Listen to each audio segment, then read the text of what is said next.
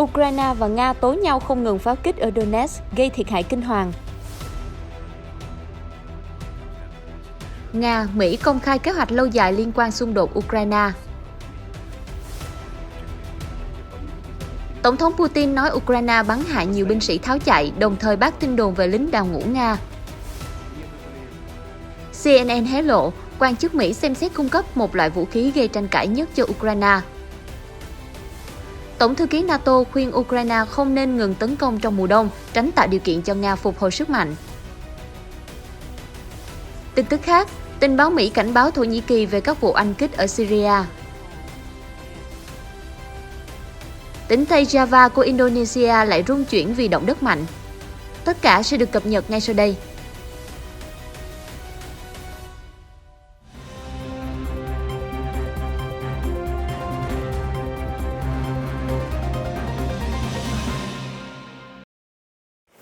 Chào mừng quý vị đang theo dõi chương trình tin nóng. Thưa quý vị, mới đây Nga và Ukraine tiếp tục tố cáo nhau pháo kích dữ dội vào thành phố Donetsk, TASS và CNN đưa tin.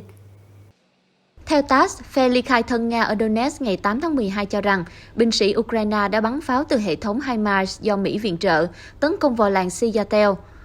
Cụ thể hơn, quan chức ủng hộ Điện Kremlin khẳng định quân Ukraine đóng tại thành phố Kostiantynivka đã tiến hành pháo kích vào lúc 2 giờ 20 phút sáng ngày 8 tháng 12 theo giờ Moscow. Hiện TASS chưa cập nhật thương vong trong vụ việc. Về phía Ukraine, Tổng thống Zelensky cho biết ít nhất 10 người thiệt mạng trong ngày 7 tháng 12 khi Nga tập kích vào thị trấn Kurakhove ở Donetsk. Ông nói thêm, 4 cảnh sát đã tử vong do trúng mìn của Nga ở tỉnh miền Nam Kherson. Tổng thống Zelensky mô tả hôm 7 tháng 12 là một ngày dài và khó khăn. Ông nói quân Nga tấn công rất mạnh, không ngừng oanh kích vào thành phố Kurakhove ở Donetsk. Các khu chợ, trạm xăng, trạm xe buýt, tòa nhà chung cư cũng không tránh khỏi cơn mưa tên lửa. Ông Zelensky phát biểu trong video công bố tối 7 tháng 12. Nhà lãnh đạo ở Kiev một lần nữa khẳng định giao tranh đang bùng nổ dữ dội nhất tại thành phố Bakhmut thuộc Donetsk. Hiện báo cáo của các bên về tình hình giao tranh chưa thể kiểm chứng. Về vấn đề năng lượng, Tổng thống Ukraine nói rằng tình hình được cải thiện, nhưng các cơ sở hạ tầng năng lượng trên cả nước vẫn không thể hoạt động hết công suất. Ông Zelensky chia sẻ, chúng ta cần có thêm thời gian, đó là lý do tại sao biện pháp cắt điện luân phiên vẫn được áp dụng ở hầu hết mọi thành phố. Theo ông Zelensky, thủ đô Kiev và tỉnh miền Tây Lviv nằm trong số các địa phương có hệ thống điện bị ảnh hưởng nặng nề nhất tính đến nay. Thưa quý vị, Ngoại trưởng Mỹ Antony Blinken vừa tái khẳng định Washington sẽ tiếp tục viện trợ quân sự cho Kiev. Song song đó, Tổng thống Nga Vladimir Putin cho biết chiến dịch quân sự đặc biệt sẽ diễn ra trong thời gian lâu dài dù đã đạt được một số kết quả bước đầu. Theo Sputnik News, Ngoại trưởng Mỹ Blinken vừa tham dự một cuộc họp kín với các thượng nghị sĩ. Sau đó, ông cho biết nghị sĩ lưỡng đảng đều nhất trí tiếp tục ủng hộ Ukraine. Tôi tin rằng lưỡng đảng thể hiện sự ủng hộ mạnh mẽ và kiên định dành cho Ukraine. Trích lời Ngoại trưởng Blinken nói với phóng viên ngày 7 tháng 12. Hồi tháng 10, lãnh đạo phe thiểu số Hạ viện, ông Kevin McCarthy từng bày tỏ, nếu phe Cộng hòa chiếm đa số ở viện này, thì khoản viện trợ cho Ukraine có thể sẽ ngừng lại, do Mỹ có lo ngại lớn hơn về chậm tăng trưởng kinh tế. Sau phát biểu của ông McCarthy, Tổng thống Mỹ Joe Biden thừa nhận ông cảm thấy quan ngại về sự ủng hộ của Quốc hội trong tương lai đối với các gói viện trợ cho Kiev. Tuy nhiên, lãnh đạo đảng Cộng hòa tại Thượng viện Mitch McConnell từng khẳng định các thượng nghị sĩ Cộng hòa cam kết viện trợ lớn hơn cho Ukraine và đảm bảo vũ khí được giao đúng hạn. Không chỉ Mỹ có kế hoạch lâu dài để đối phó với khủng hoảng Ukraine, mới đây, Tổng thống Nga Vladimir Putin thừa nhận chiến dịch quân sự đặc biệt là một tiến trình lâu dài, mặc dù đã đạt được những kết quả đáng kể. Cụ thể, TASS dẫn lời ông Putin phát biểu ngày 7 tháng 12 tại Hội đồng Nhân quyền và Phát triển Xã hội Dân sự Nga rằng về kết quả của chiến dịch quân sự đặc biệt, một số mục tiêu có thể chỉ đạt được sau thời gian dài, nhưng hiện giờ đã có một số kết quả to lớn. Các vùng lãnh thổ mới của Nga đã xuất hiện, biển Azov hiện là vùng biển nội địa của Nga, điều đó rất quan trọng. Ông Putin nhắc lại, chính Peter Đại Đế đã từng đấu tranh để giành quyền tiếp cận biển Azov. Tổng thống Nga nói thêm, các cuộc trưng cầu dân Ý đã cho thấy người dân các vùng lãnh thổ mới mong muốn thuộc về Liên bang Nga, cùng nhau chia sẻ không gian, văn hóa, truyền thống và ngôn ngữ với chúng ta. Đây là một kết quả đáng kể. Giờ đây, họ đã về chung một nhà với chúng ta. Hàng triệu con người, đây là một kết quả quan trọng, ông Putin nói. Vào cuối tháng 9, Nga sáp nhập 4 tỉnh miền Đông và miền Nam Ukraine sau các cuộc trưng cầu dân Ý. Phía Kiev và đồng minh phương Tây kịch liệt phản đối động thái này, gọi cuộc bỏ phiếu là gian dựng và giả mạo. Thưa quý vị, bài phát biểu của Tổng thống Putin trước Hội đồng Nhân quyền Nga còn có nhiều nội dung đáng chú ý khác. Chẳng hạn, ông cho rằng binh sĩ Ukraine bị hành quyết khi rời khỏi vị trí chiến đấu. Điều tương tự chưa bao giờ xảy ra trong hàng ngũ quân đội Nga, Tổng thống Putin nhấn mạnh. TASS trích lời ông Putin nói rằng, về vấn đề binh sĩ rời khỏi nơi chiến đấu, mọi người biết đấy, lính Ukraine sẽ bị bắn hạ nếu làm như vậy. Nhiều cuộc hành quyết tập thể đã diễn ra, ngay tại nơi tiền phương. Tổng thống Putin nói thêm, các vụ việc khét tiếng của Kiev không phải chuyện gì bí mật. Mặt khác, ông Putin bác bỏ cáo buộc ngớ ngẩn về việc Nga lập trại tập trung dành cho lính đào ngũ. Chúng ta không có những trại tập trung hay những khu vực như vậy. Đó là các cáo buộc vô nghĩa không có bằng chứng, ông Putin lưu ý. Ngoài ra, Tổng thống Putin cho hay khoảng 150.000 quân nhân dự bị Nga đã hoàn thành huấn luyện và được triển khai tới các mặt trận ở Ukraine. Lãnh đạo Điện Kremlin khẳng định Nga không cần thiết có thêm một lệnh động viên mới, đài RT đưa tin. Báo cáo của các bên về diễn biến ở nơi tiền phương hiện chưa thể xác thực. Kiev chưa bình luận về các cáo buộc của lãnh đạo Nga trong vấn đề đối đãi với binh sĩ. Đài CNN cho biết, theo nguồn tin độc quyền của họ, các quan chức trong chính phủ và Quốc hội Mỹ suốt nhiều tháng đã hối thúc Tổng thống Joe Biden viện trợ đạn chùm cho Ukraine. Vũ khí này bị hơn 100 quốc gia cấm sử dụng, nhưng trong đó không bao gồm Mỹ, Nga và Ukraine. Phương Tây cũng tố cáo Nga đã liên tục sử dụng đạn chùm, gây ra hậu quả kinh hoàng trong xung đột, CNN cho hay.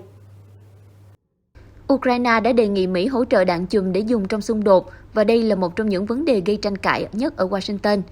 CNN cho biết, đạn chùm về bản chất là vũ khí không chính xác, bao gồm các đầu đạn rải xuống trên phạm vi rộng, gây hiệu ứng nổ lớn và có thể đe dọa nguy hiểm cho bất kỳ tiếp xúc với chúng, tương tự như mìn trên mặt đất. Theo CNN, các quan chức Mỹ công khai nói rằng họ dự kiến viện trợ lớn và lâu bền cho Ukraine, giúp Kiev có ưu thế trước Moscow một khi đàm phán diễn ra. Tuy nhiên, nguồn dự trữ thiết bị quân sự của phương Tây không phải vô tận. Khi các kho chứa vơi dần đi, lời kêu gọi của Kiev về cung cấp bom đạn chùm trở thành một tiếng nói vang vọng hơn trong tâm trí những nhà hoạch định chiến lược ở Washington. Với Ukraine, đạn chùm có thể giải quyết hai vấn đề. Thứ nhất, Kiev có thể giảm bớt tần suất pháo kích khi số lượng đạn pháo ngày càng eo hẹp.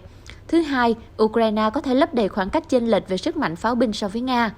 Theo CNN, chính quyền Tổng thống Biden chưa loại trừ khả năng cung cấp đạn chùm như là một trong những phương án bất đắc dĩ cuối cùng. Tuy nhiên, nhiều nguồn tin nói với CNN, Mỹ vẫn chưa nghiêm túc cân nhắc giải pháp này. Trước mắt, họ vẫn tính toán những nước đi ít gây tranh cãi hơn. Nhà Trắng và Điện Kremlin chưa có phản ứng về bài viết của đài CNN.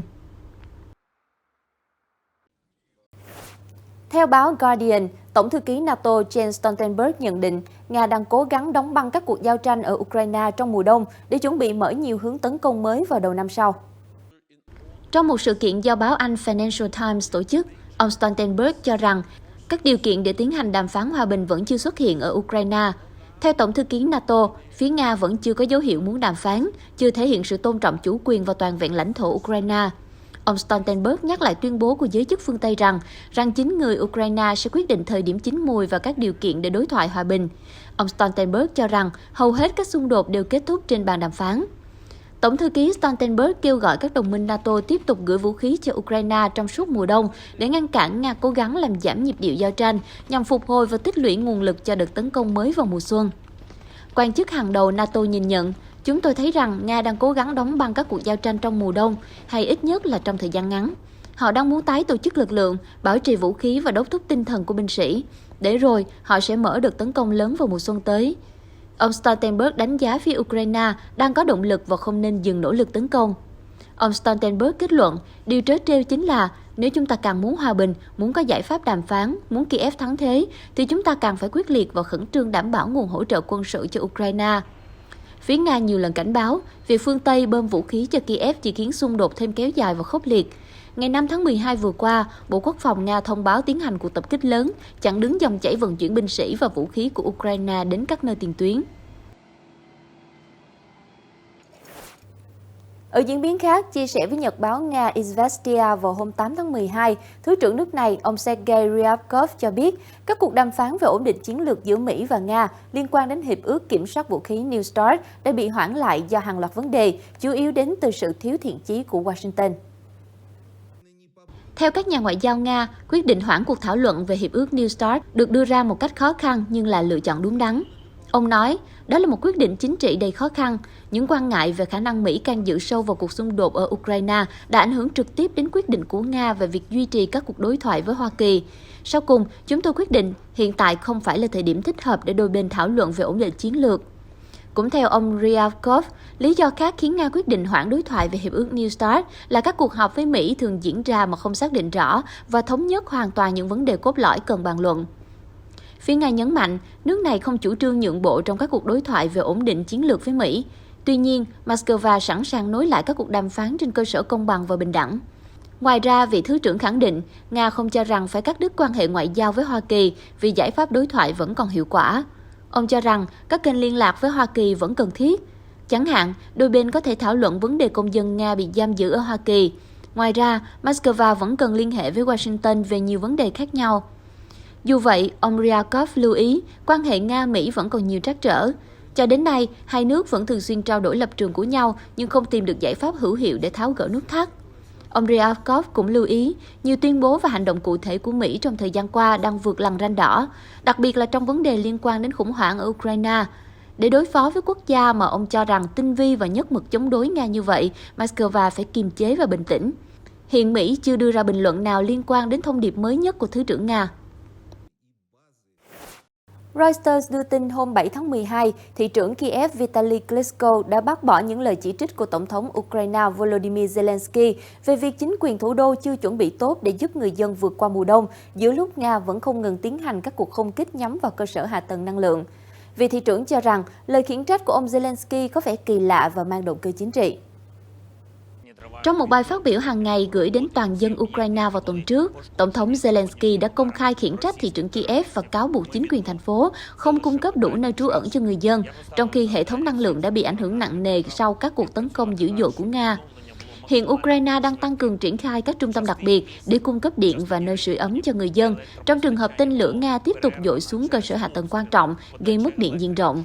Chia sẻ với Reuters, ông Klitschko đã bác bỏ chỉ trích của Tổng thống Zelensky, cho rằng Kiev hiện triển khai nhiều trung tâm sưởi ấm hơn bất kỳ thành phố nào khác ở Ukraine. Ông nói, có vẻ kỳ lạ khi nội bộ chúng tôi lại lục đục giữa lúc cần đoàn kết chống lại kẻ địch. Các đối tác nước ngoài từng cảnh báo, dù cùng đối phó một mục tiêu chung, nhưng nội bộ Ukraine không thể giải quyết được mọi bất đồng. Vị quan chức khẳng định, tôi tin rằng động cơ chính trị đã thúc đẩy những lời khiển trách vừa qua của Tổng thống Zelensky. Đại diện của một nhóm chính trị đã bắt đầu lùng sục khắp nơi để tìm ra sai sót ở Kiev. Ông Klitschko đã giữ chức thị trưởng Kiev trong 9 năm. Vị quan chức được đánh giá là đối thủ chính trị lớn nhất của ông Zelensky trước khi Nga phát động chiến dịch quân sự đặc biệt tại Ukraine. Giám đốc Cơ quan Tình báo Trung ương Mỹ CIA vừa cảnh báo cứng rắn với người đồng cấp Thổ Nhĩ Kỳ rằng các cuộc pháo kích vào Anh kích mà Ankara tiến hành gần đây ở phía bắc Syria đã đe dọa đến lực lượng Mỹ, trang Axios dẫn hai nguồn thạo tin cho biết. Theo Axios, cơ quan tình báo Thổ Nhĩ Kỳ đã tiến hành nhiều cuộc tập kích bằng máy bay không người lái nhằm vào lực lượng dân quân người Kurd ở phía bắc Syria. Điều đáng nói là quan chức Mỹ cho rằng các cuộc không kích cũng gây nguy hiểm cho lực lượng của Washington ở khu vực. Thổ Nhĩ Kỳ phát động chiến dịch tấn công trên không ở Bắc Syria sau khi xảy ra vụ nổ rúng động Istanbul vào ngày 13 tháng 11 mà Ankara đổ lỗi cho dân quân người Kurd là thủ phạm đứng sau. Đến nay không có bên nào nhận trách nhiệm trong vụ việc. Lực lượng Dân chủ Syria SDF với đa số thành viên là người Kurd và là tổ chức được Mỹ hậu thuẫn đã phủ nhận mọi cáo buộc. Tương tự, Tổ chức Đảng Công nhân người Kurd PKK cũng nói họ không liên quan. Mỹ lo ngại chiến dịch của Thổ Nhĩ Kỳ sẽ leo thang và mở rộng thành tấn công trên bộ, đe dọa sự an toàn của binh sĩ Mỹ và các đồng minh người Kurd khi họ sát cánh chiến đấu với chiến binh IS ở Syria. Mỹ có khoảng 900 binh sĩ ở miền Bắc Syria, hầu hết đóng quân tại các căn cứ của lực lượng SDF. Washington đã gây áp lực với Ankara thông qua nhiều kênh đối thoại ở các cấp độ khác nhau, kêu gọi Thổ Nhĩ Kỳ ngừng cuộc không kích và từ bỏ chiến dịch trên bộ, trang tin Axios cho hay. Bộ trưởng Quốc phòng Mỹ Lloyd Austin đã nói chuyện với người đồng cấp Thổ Nhĩ Kỳ vào tuần trước và Chủ tịch Hội đồng Tham mưu trưởng Liên quân Hoa Kỳ, tướng Mark Milley cũng đã nói chuyện với người đồng cấp vài ngày trước đó. Lý do khiến Mỹ gia tăng áp lực buộc Thổ Nhĩ Kỳ ngừng các cuộc tấn công ở miền Bắc Syria là vì cuộc oanh kích hồi tuần trước của Ankara đã tấn công mục tiêu cách binh sĩ chưa tới 500 mét. Điều đó đã thúc đẩy một cuộc gọi giữa ông William Burns, giám đốc Cơ quan Tình báo Trung ương Mỹ CIA, và người đồng cấp Thổ Nhĩ Kỳ, ông Hakan Fidan. Axios dẫn hai nguồn tin thân cận cho biết, ông Burns đã dùng lời lẽ cứng rắn, cảnh báo ông Fidan rằng cuộc oanh kích ở Syria khiến quân đội Hoa Kỳ gặp nguy hiểm. Giám đốc CIA kêu gọi Thổ Nhĩ Kỳ hãy ngừng lại kế hoạch tấn công trên bộ. Về các diễn biến nói trên, hiện Nhà Trắng và CIA từ chối bình luận.